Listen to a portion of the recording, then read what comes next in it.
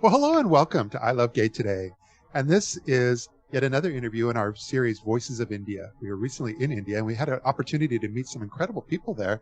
And they're all kind of leaders in the LGBTQ movement in India, focused on activism and pride and business.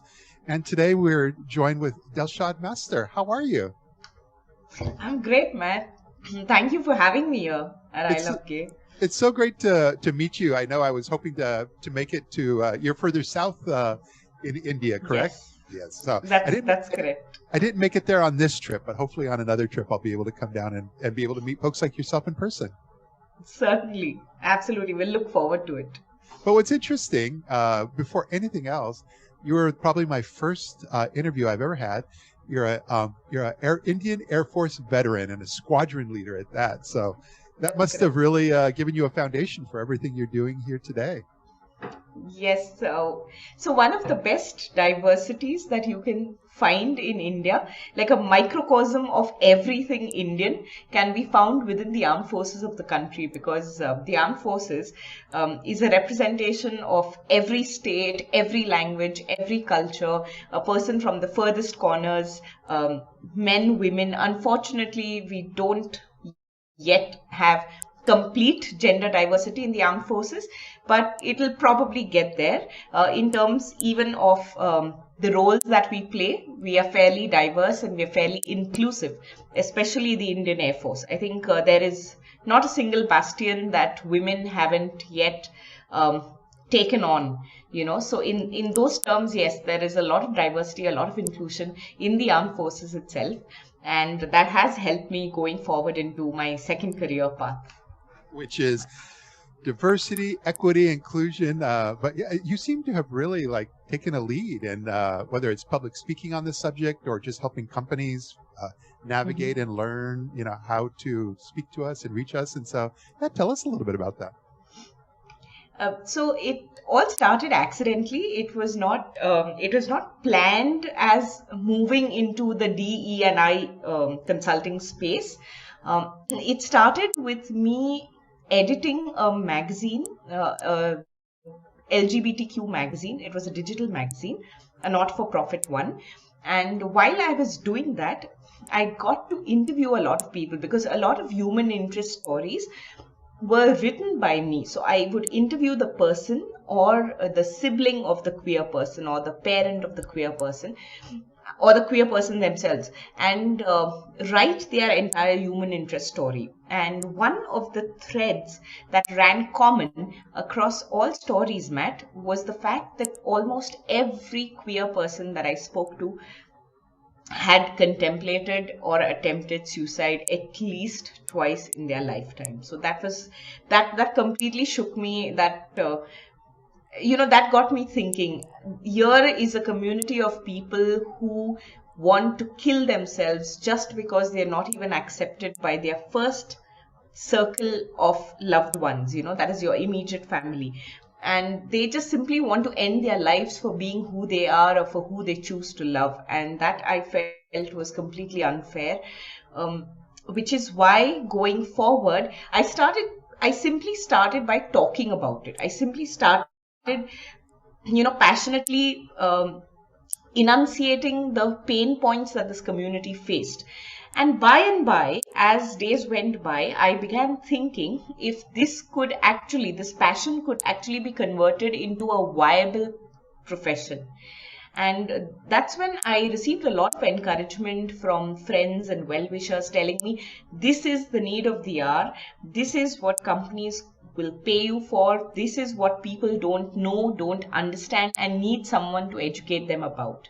So that's how the transition happened from something that I was simply passionate about, to something that I simply wanted to tell others, to transitioning into a career where I sensitize people from the corporates, I sensitize academia or professional associations, and now even counsel parents and persons from the queer community. So that's how the transition happened. One thing after the other kept getting added on. But yeah, the passion and the profession sort of came together. Yeah, I see that. And then when you were talking about, especially trying to make a difference, that's where it seems like you really focus a lot on LGBT youth, and you've even got a book, Help, My Kid's Queer. I'm sure that's all part of it.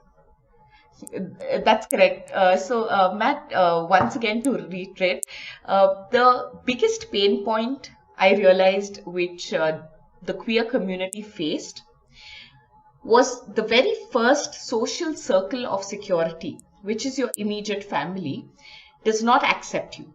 And I wouldn't completely blame them, because the acceptance stems out of the unacceptance, or the non-acceptance stems from ignorance.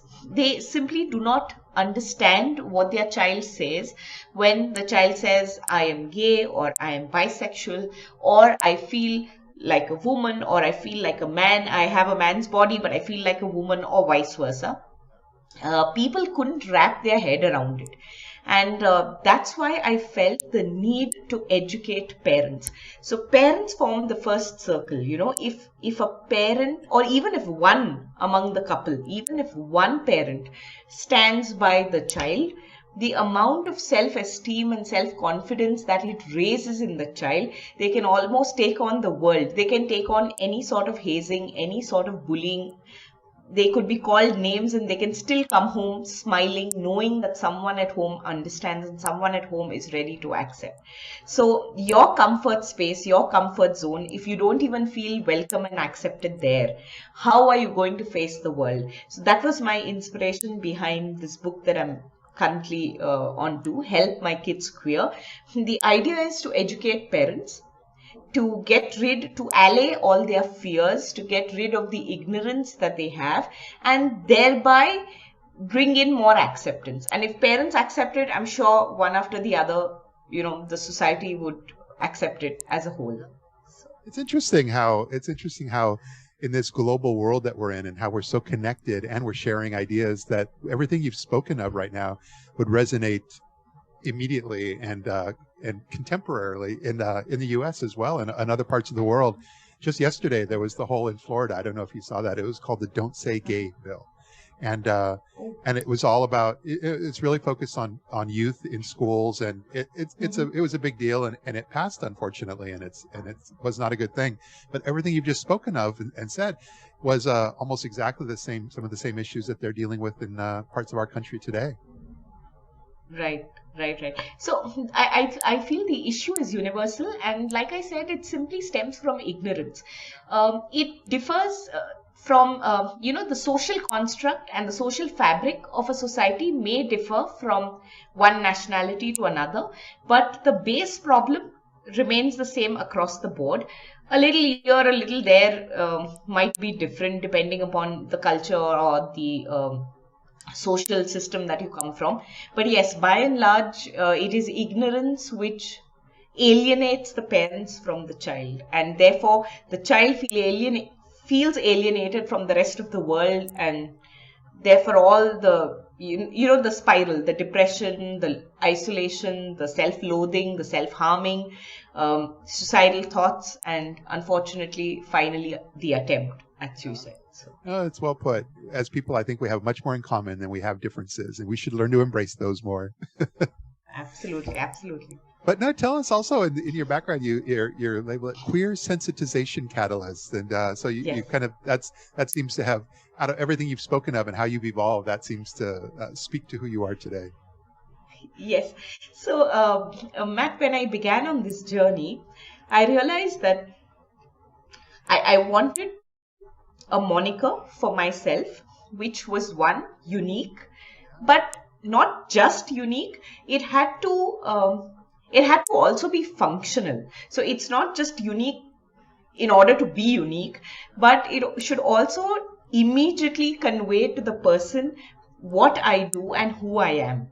Right? And which is why these 3 words, because this is like a 3-second pitch, who am I? I'm Delshad Master, a queer sensitization catalyst. So queer is the community I talk about and I'm passionate about. Sensitization is what I do, and the catalyst is because I am an ally.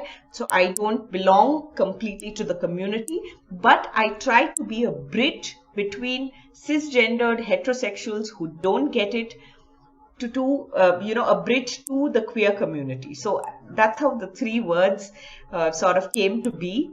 And It's a moniker and a pitch, so to say. So. Well, you've learned how to not only public speaking and your pitch and so forth. You've done that well. Yesterday we interviewed Suresh Ramdas, who's also lives in your part of the world, and Yes. but you are both leaders in the Rainbow Toastmasters. That's correct. So both of us are friends, and incidentally, we happen to live in the same city as well. We are both from Bangalore. Suresh lives here. We met at Rainbow Toastmasters, instantly became friends. In a way, we both do the same thing. Suresh, of course, has achieved so much more. He's gone on to be Mr. Gay India 2019, and he is, from that position of authority, he has gone around spreading the message in the way that, he thinks fit, and from that sort of pedestal.